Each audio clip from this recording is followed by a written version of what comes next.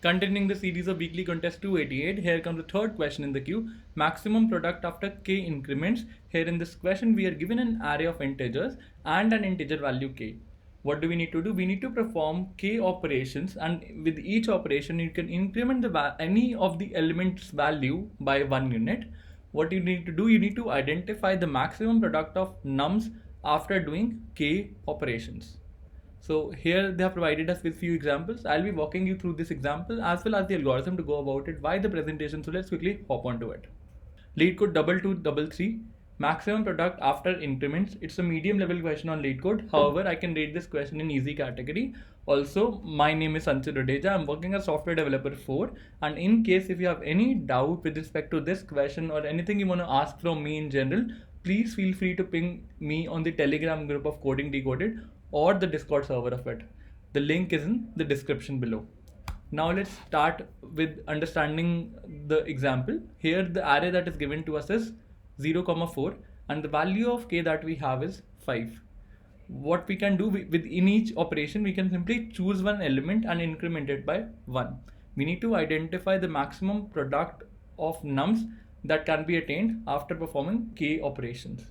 So let's get started. What I'm gonna do, I'll simply create a min heap kind of a thing and I'll add elements onto it. So here 0, 4 gets added onto the min heap. So we have 0 and 4. Now I will increment the lowest value that exists in my min heap by k times. So let's start the operation and I extract the topmost element. What will be the topmost element? It's in the min heap. It will be lowest in nature. So 0 gets extracted, 0 is gone. I'll increment it by 1. So this gets incremented to 1 and I'll add it to the heap back. So 1 gets added to the heap and the value of k gets reduced to 4. Now I have to perform 4 such operations.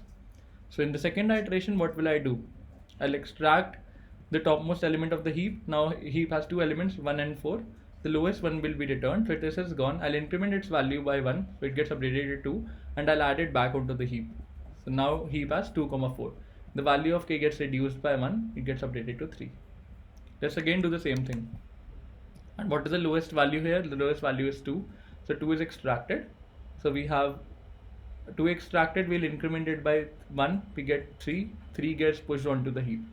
So 3 gets pushed. The value of k gets reduced to 2. Let's proceed ahead. Next we have the lowest value as 3. So 3 gets extracted. We'll increment it by 1. It gets updated to 4. We'll push it back onto the heap. Now heap has 4, 4 onto the heap. The value of k is 1. Since so far so good. Let's proceed ahead and this time again we'll do the same thing. We'll pull out the lowest value. The lowest value will come out to as 4. We'll increment it by 1. It gets updated to 5 and we'll push it back onto the heap. So we have 4, 5 added onto the heap and the value of k gets updated to 0. That means no more operations can be performed. So what is the product of all the elements that are present in the heap? It's 4 and 5. The product of 4, 5 is 20 and this becomes our result. Now you will ask me, why is this min heap kind of a thing working for us? Why can't we go for the max heap kind of a thing? Let's try and understand it by a very simple example. Let's assume we have n numbers and the least value out of these n numbers is 2. The maximum value out of these numbers is 9 and they're intermediary numbers that may be present and the product of these intermediary numbers, n minus 2 numbers, happens to be 100 in nature. Let's hypothetically assume for a second and let's try and find out the value, one by incrementing the maximum value. In the other case we'll increment the least value, which one is giving us more result. Really simple. So let's shoot for it. Here let's increment the maximum variable, which is 9 by 1. So what do you get? You get 10 and the intermediary elements remain the same, whose product is 100. So let's write 100 here and then we have 2. So this gives us 2000. So the product here turns out to be 2000. Now let's shoot for the other expression. This time I'm incrementing the value of 2 by 1 unit. That will be updated to 3 and 9 remains as it is. So we have 9, we have 100 and we have 3. So this gives us the result 2700. That simply signifies that increasing the lower bounds will give you higher result in terms of product. Therefore we opted for a min heap kind of an approach. So let's try and understand it by another example that was also specified in the question. We have the elements as 6, 3, 3, 2 and the value of k is 2. So let's add all these elements onto the min heap. So we have 6, 3, 3, 2 and what will I do? I'll extract the topmost element. Since it's a min heap, it will return me the lowest value, which is 2. So 2 is gone. I'll increment it by 1 unit and I'll push it back onto the heap. So 3 gets added, the value of k gets reduced to 1. I'll again do the same kind of a thing and let me just change the color of pen. The lowest value gets pulled out, 3 gets pulled out, it gets incremented to 4 and added back onto the heap.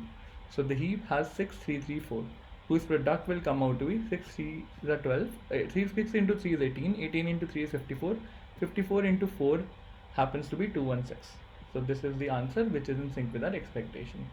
Without further ado, let's quickly walk through the coding section and exactly follow the same steps as I have just talked here. You create a priority queue, you add all the elements that are present in your nums array onto the priority queue. It's a min heap, as I've already told. While k is greater than 0, you pull out the smallest element, you increment it by 1, you add it back onto the heap, and then you decrement the value of k with each iteration. And once you are done with this, what do? You create an answer variable till the time your heap is not empty.